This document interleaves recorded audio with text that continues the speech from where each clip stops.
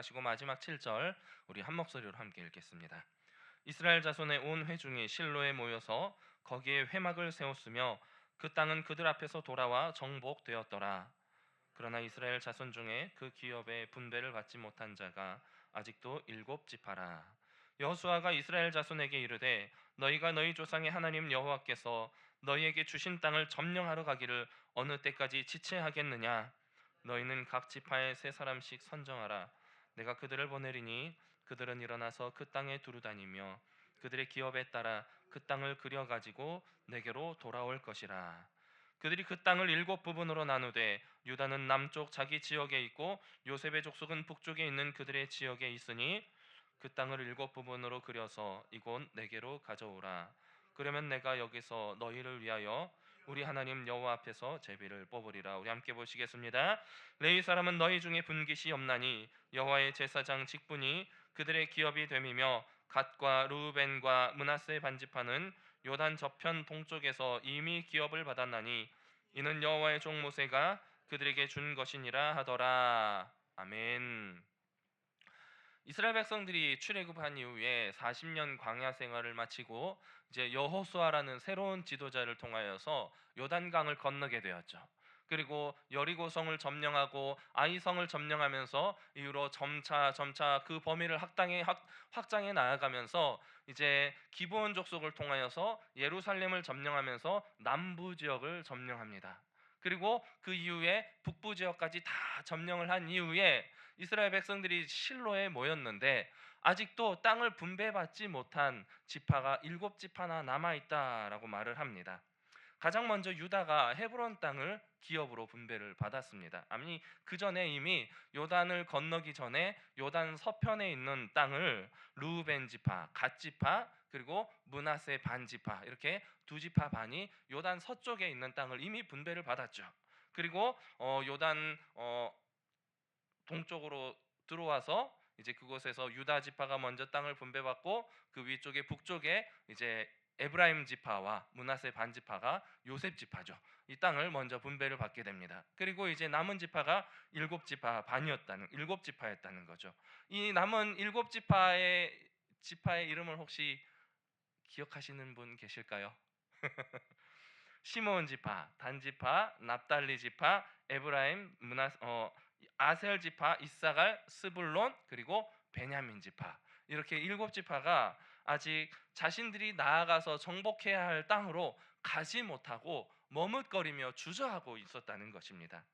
그들이 생각할 때 가나안 땅의 노른자 땅이라고 할 수가 있는 아주 좋은 땅들은 이미 강대한 지파들, 힘 있는 지파들이 다 차지를 해버렸기 때문에 속으로는 안 입고 온 마음이 있었을 수도 있습니다.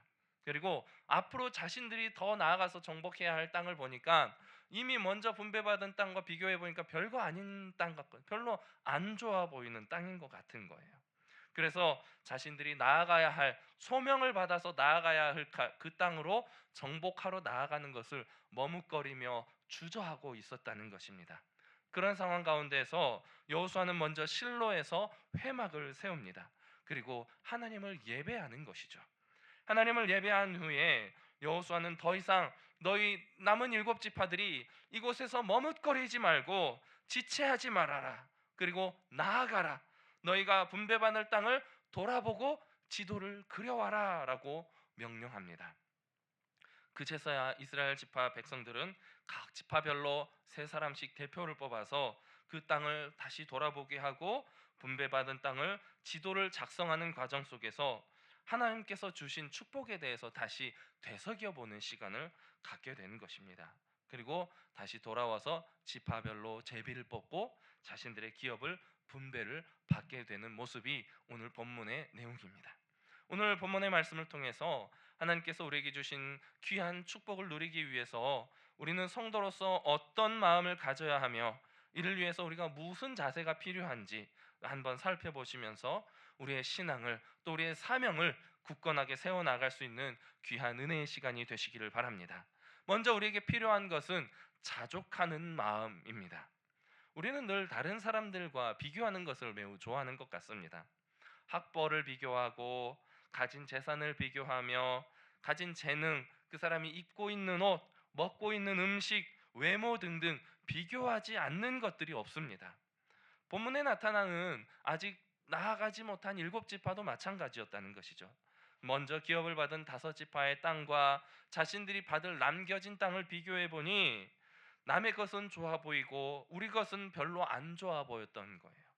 그래서 정복하러 나아갈 생각을 하지 못하고 그곳에서 주저앉아 있었던 것입니다. 우리가 겨우 이 정도의 땅을 받으려고 애굽에서 나와서 40년 광야에 그 고생을 하고 여기까지 왔나라는 후회도 들었을 것입니다.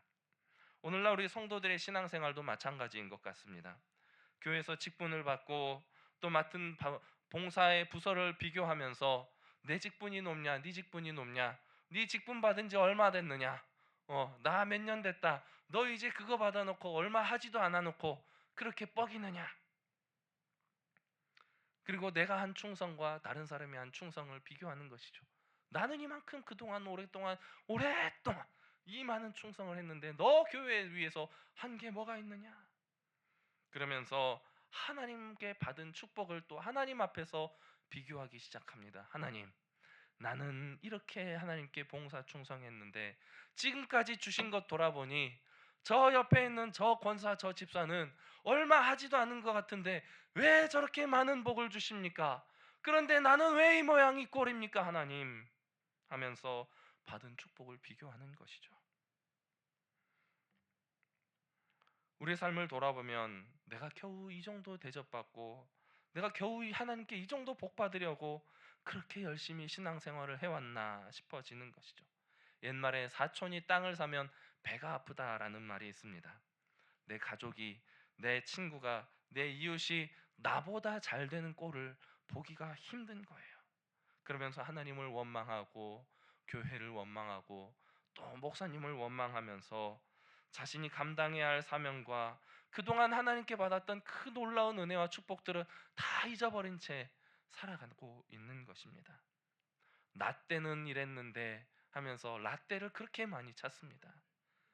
과거의 영광을 회상하면서 더 이상 앞으로 나아갈 생각은 하지 않고 과거의 영광만을 자랑하고 있는 거예요. 저는 그래서 커피를 마실 때 저는 라떼를 마시지를 않습니다. 라떼가 싫어요. 그러면서 오히려 열심히 헌신하고 이제 막 새롭게 세워져 나가려고 하는 자라나는 새싹들을 짓밟아 버릴 때가 얼마나 많습니까? 내가 그거 다 해봤는데 그거 다 부질없더라. 지금 내 모습 봐라. 다 필요 없더라. 우리는 이렇게 아주 작고 사소한 욕심에 묶여서 하나님께 받았던 놀라운 구원의 은혜들, 처음 예수님을 믿었을 때 누렸던 그 놀라운 구원의 은혜와 감격들, 그 축복들을 다 잊어버리고 지금 현실에 주저앉아서 연약하고 어리석은 모습으로 살아가고 있는 우리도 연약한 모습을 발견하게 될 때가 얼마나 많습니까? 하나님께서는 이미 이스라엘 백성들을 향하여서 가나안 땅 전체를 다 주셨습니다. 너희는 이곳에서 하나님을 경외하고 내 말에 순종하기만 하면 모든 영광과 기쁨을 너희들에게 다 주겠노라고 약속하시고 지금까지 순조롭게 인도해 주시고 동행해 주셨던 하나님입니다. 그런데 그 하나님의 은혜를 금방 잊어버리고 앞으로 나아가야 할 그 땅을 향하여서 나아가지 못하고 주저앉아 있었다는 것입니다. 하나님은 이미 우리들을 향하여서도 하나님의 전부이신 예수 그리스도를 우리에게 주셨다는 사실을 기억하시기 바랍니다. 이미 우리는 하나님께 충분하다 못해 차고 넘치는 은혜와 사랑을 받은 자들이라는 사실을 늘 기억하시기 바랍니다. 그런데 우리는 그 놀라운 구원의 은혜를 다 잊어버리고 지금 당장 눈앞에 놓여있는 그 작고 사소한 것들을 가지고 남과 비교하며 질투하다가 받았던 은혜들마저 다 잊어버린 채 어리석고 연약한 모습으로 살아가고 있지는 않습니까? 우리 신앙에 있어서 가장 중요한 것은 바로 자족의 마음을 배우는 것입니다. 자족의 마음은 바로 늘 감사의 삶을 살아가는 것이라고 할 수가 있겠죠. 빌립보서 4장 11절에서 13절 말씀을 통해서 사도 바울은 자족의 일체의 비결에 대해서 이렇게 설명을 하고 있습니다. 내가 궁핍함으로 말하는 것이 아니니라.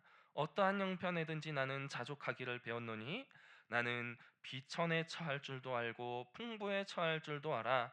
모든 일 곧 배부름과 배고픔과 풍부와 궁핍에도 처할 줄 아는 일체의 비결을 배웠노라. 내게 능력 주시는 자 안에서 내가 모든 것을 할 수 있느니라. 나에게 능력 주시는 그 하나님이 있다면, 그 하나님이 나의 모든 것이 된다면 우리는 어떠한 상황에서도 감사하며 살아갈 수가 있다는 것입니다. 나이가 좀 들면 어떻습니까? 조금 노안이면 어떻습니까? 남들보다 재물이 조금 부족하고 남들보다 건강이 조금 부족하면 어떻습니까? 하나님은 그 모든 문제들을 다 뛰어넘어서 우리에게 이미 모든 것들을 충분히 넘치도록 주셨다는 사실을 잊지 마시기 바랍니다. 남과 비교하면서 내가 받은 것들이 부족하다 여기면서 불만과 불평으로 주저앉지 마시기 바랍니다. 주님께서 이미 베풀어 주신 이 놀라운 구원의 은혜들을 초라한 것으로 만들지 마시기 바랍니다. 주어진 은혜에 감사하시면서 자족의 기쁨 속에서 늘 감사의 삶을 살아갈 수 있는 저 여러분의 인생이 되시기를 축복합니다. 두 번째로 기억할 것은 지체하며 주저앉지 말라는 것입니다. 우리는 다 하나님 앞에서 사명을 받은 사명자들입니다. 사명을 받은 자는 결코 지체해서도 안 되고 게을러서도 안 됩니다. 부지런히 계속해서 천국을 향해, 우리의 사명을 향해 달려가야 하는 것입니다.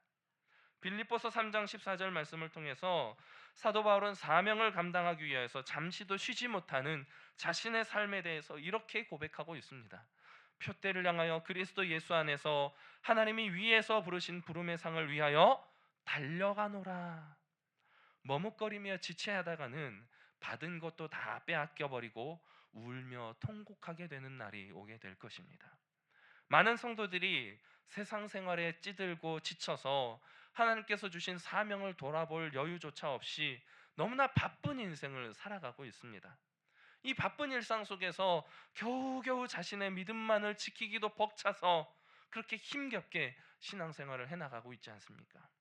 그래서 주일에 겨우 1시간 나와서 예배를 드리는 것, 그것으로 만족하며 하나님께 대단히 헌신한 것처럼 착각하면서 살아가고 있다는 것입니다. 내가 그 바쁜 시간에 주일에 교회 나와줬지 않느냐, 예배 드려줬지 않느냐, 이런 마음으로 우리가 살아가고 있다는 것이죠. 사명을 감당하지 않는 성도의 삶은 달란트를 땅에 묻어둔 어리석은 사람의 모습과 같은 것입니다. 마태복음 25장 말씀을 보면 예수님께서 달란트에 대한 비유의 말씀을 주시죠.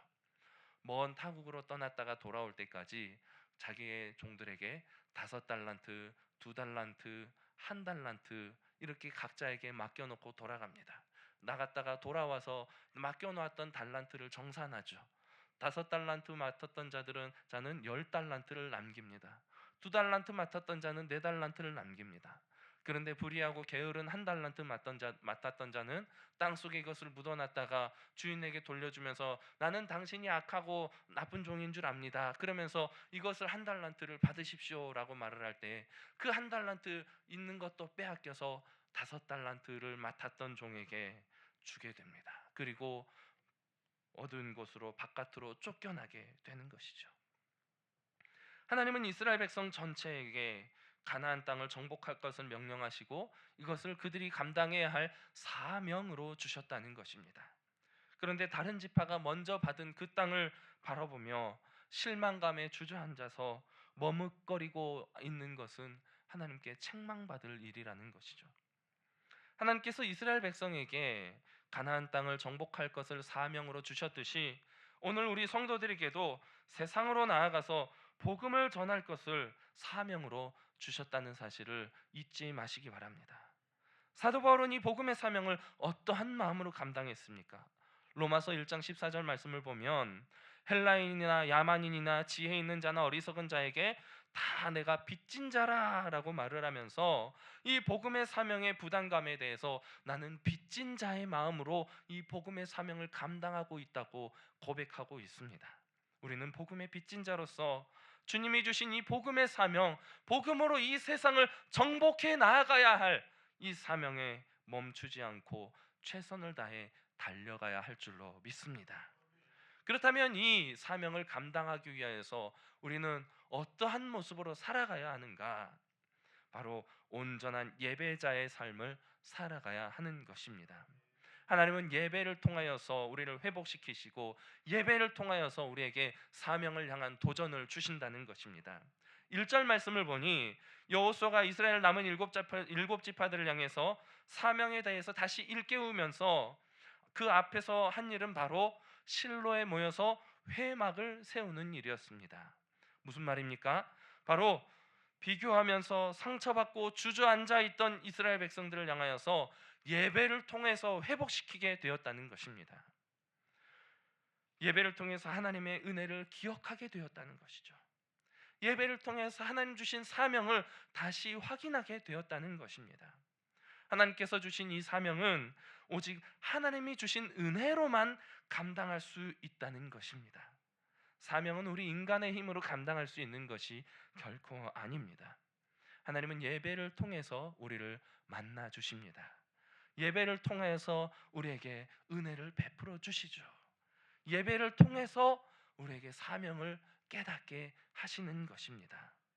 그렇기 때문에 이 예배가 바르게 세워지지 않는 공동체는 결단코 하나님 앞에서 올바른 사명을 감당할 수가 없는 것입니다.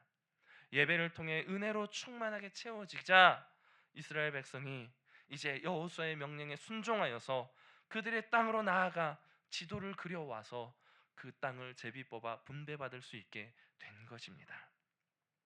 사랑하는 성도 여러분, 하나님은 이 사명을 감당하기 위해 먼저 하나님 앞에 온전한 예배자로 우리를 부르셨습니다.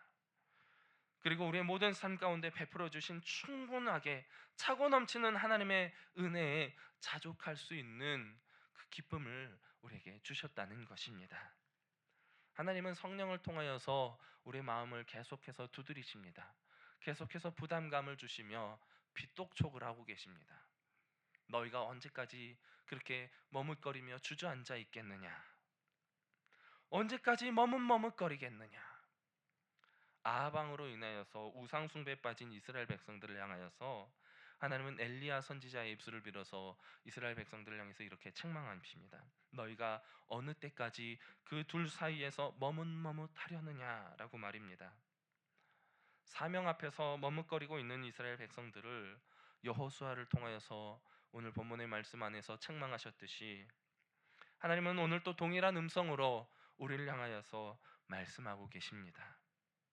너희가 언제까지 주저앉아 있겠느냐?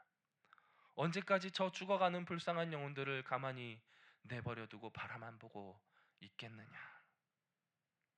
사랑하는 성도 여러분, 예배를 통하여서 먼저 하나님 앞에 담대함으로 나아가시기 바랍니다. 매일매일의 삶 속에서 주신 은혜에 감사하면서 자족의 기쁨을 누리시기를 바랍니다. 부르심의 상을 바라보며 표대를 향하여서 힘차게 달려 나아가시기 바랍니다. 우리 교회가 이제 리모델링이 점차 아름답게 진행되어 가고 있습니다. 사무실에 앉아 있으면 공사하는 소리가 얼마나 크게 들리는지 모릅니다. 매일매일 두두두두두두두 하는 소리, 팍팍 긁는 소리를 통하여서 우리 교회가 이렇게 점점 아름다운 모습으로 변해가고 있구나. 비록 귀는 시끄럽지만 마음은 너무나 행복해지고 있습니다. 이 리모델링의 과정을 통하여서 먼저 우리의 심령이 우리의 사명을 향해서 새롭게 불타오르며 정비되어지는 시간이 되었으면 좋겠습니다.